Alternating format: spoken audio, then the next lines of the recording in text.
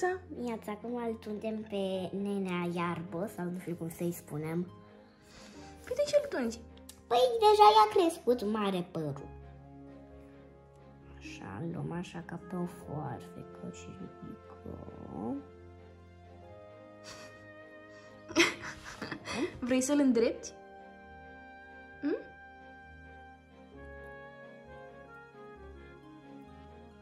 Îi tai.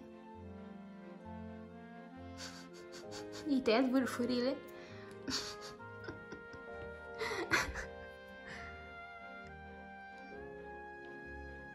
Să-i mai punem o pică. Și încă o dată.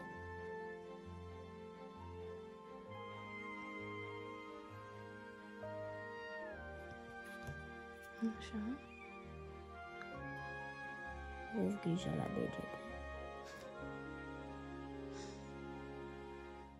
Apropo, voi știați că astăzi este 4 și mâine trebuie să pregătim ghetuțele pentru Moș Nicolae.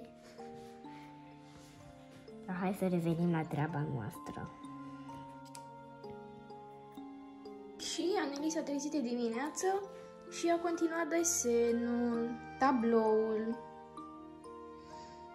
pe care l-a început aseară. Că n-aveam răbdare și mami o să-l facă și astăzi pe ei. O să-l încep și eu pe al meu astăzi? Da. E, dacă îl încep, nu mai fac altceva. Și cursulică, până la urmă, cum îl cheamă pe ursuleț? Aquarela. Deci voi să știți că ochișorii aceștia am făcut singură, fără mami. Da, Ochișorii de la nu te-am ajutat deloc cu nimic. trebuie să facem așa. Da, arată bine la vârfurile. Pe ea are deja țepi. Ce să-i mai facem? Deja domnul începe să bătrânească, de fapt astea sunt rădăcinile de la iarbă. Și începe să bătrânească. Stai că trebuie acum să-l întorc așa cu spatele. Să văd. Dar nu mai tunde, că ideea e să crească, să vezi cât de mult crește. Da, uite aici nu sunt drept. Nu sunt drept. Oh, să nu iei prea mult. Oh, cred că ai intrat prea mult. Nu.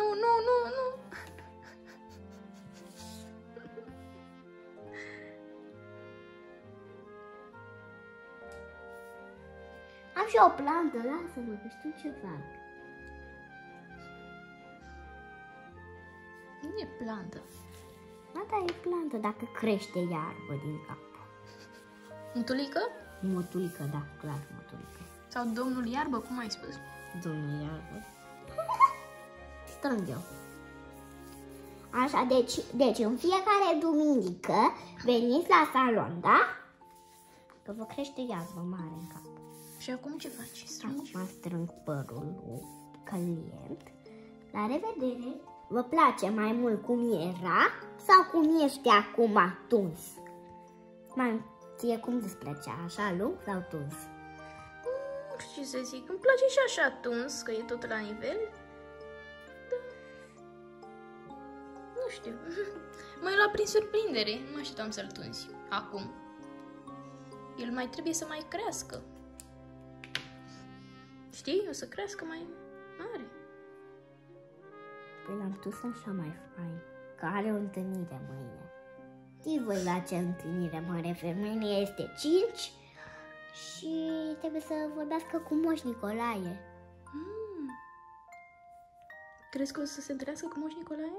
Sigur că el nu doarme niciodată, sunt sigură că nu doarme niciodată. Că e doar o plantă.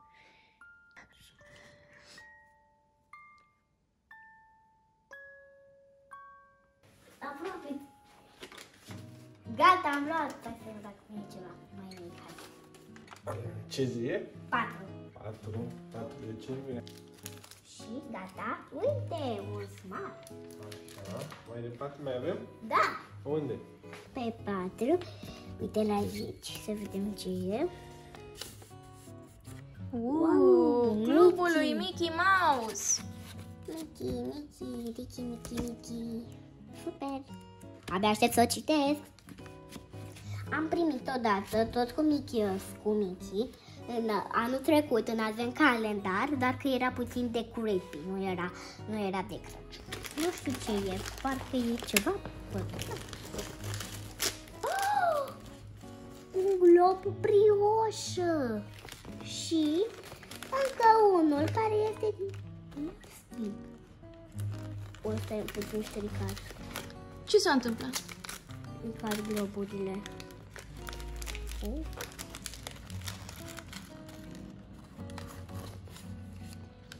Wow! Hai să-i punem în brad. Sunt două globuri brioșă? Da.